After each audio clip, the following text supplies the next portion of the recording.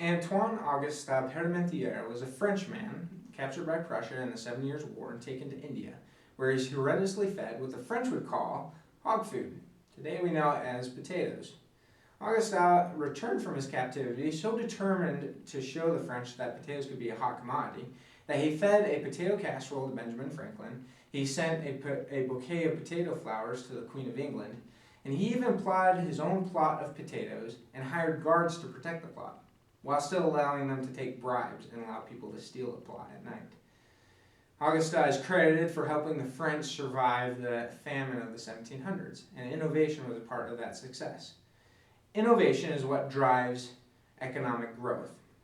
And it's not just for young startups. So before you non-entrepreneurs out there fall asleep on me, I did some research. A large consumer manufacturer, such as Procter & Gamble, needs to grow 4% annually. What does that mean in dollars? That's about a $4 billion business every year that they need to build. And you thought building a $1 million business might be difficult. So innovation is a key integral part of their business model. This past year I've spent in what is called the Crocker Innovation Fellows Program. This program takes students throughout the campus and gives us capital to start a company. Through this program I learned that many people don't do innovation correctly. And it is my hope today to share some of my insights from that program with you. Specifically, I want to teach you how to nail a pain and how to nail a solution. Two critical steps that are part of Nathan Furr's Nail It and Scale It process. So let's start with nailing a pain. Nailing a pain is the most overlooked part of the innovation process. Many people just jump right to the solution. But nailing the pain is very important because if you remember, people will only buy your product if it does a job for them, if it solves a pain. And there's really two types of pains. There's mosquito bite pains and there's shark bite pains. Mosquito bite pains are pains that everyone feels but no one does anything about. Mosquito bite pains are like the cold toilet bowl seat that you wake up in the morning to.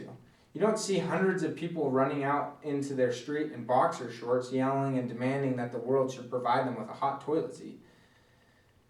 Not a big pain there. Instead, most people sit and clench their teeth until it warms up. A shark bite pain, though, demands immediate innovative attention, and most people will throw gobs of money to solve a shark bite pain. So, the real question you should be asking is, are you solving a minor pain or a major pain? And the best way to know that is to conduct either a smoke test or a cold test. For business to consumer situations, the best is a smoke test. It's where you set up a fake online ad and see how many people click on it. If you have 2 to 3%, it's success. For business to business situations, you do a cold call test where you cold call your potential customers and you describe the pain to them and try to get their feel for it. But don't make the mistake of describing your solution to them. Because as Paul Kaufman, a senior fellow in the Kaufman Foundation said, as soon as you build something, you are dead. So if you try to sell them something, or essentially if you try to describe your solution to them, they'll stop listening and you won't get the data you need. So you need to first determine whether or not it's a shark bite pain or a mosquito bite pain. Is it a minor or major pain? But nailing the pain isn't the only thing that you need to do. At some point in time, you do need to move on to nailing the solution. And the best way to nail the solution is to learn how to fail often and to fail quickly, because your first, second, and third ideas are often more likely to succeed than your first idea. Most people also erroneously believe that you have to have a beautiful prototype before you can even start to talk to customers.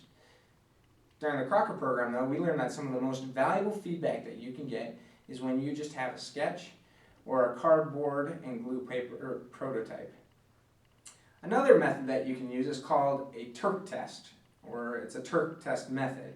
And this test got its name from a company that would use Turkish people to essentially fake an artificial intelligence of an online program that they were going to write.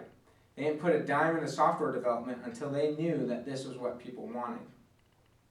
At Crocker Fellows program, one of the teams also took a laptop over to the Wilk, put it on a table, threw a pad over it so no one could recognize it, and then put a sign up that said, "Charge your phone here."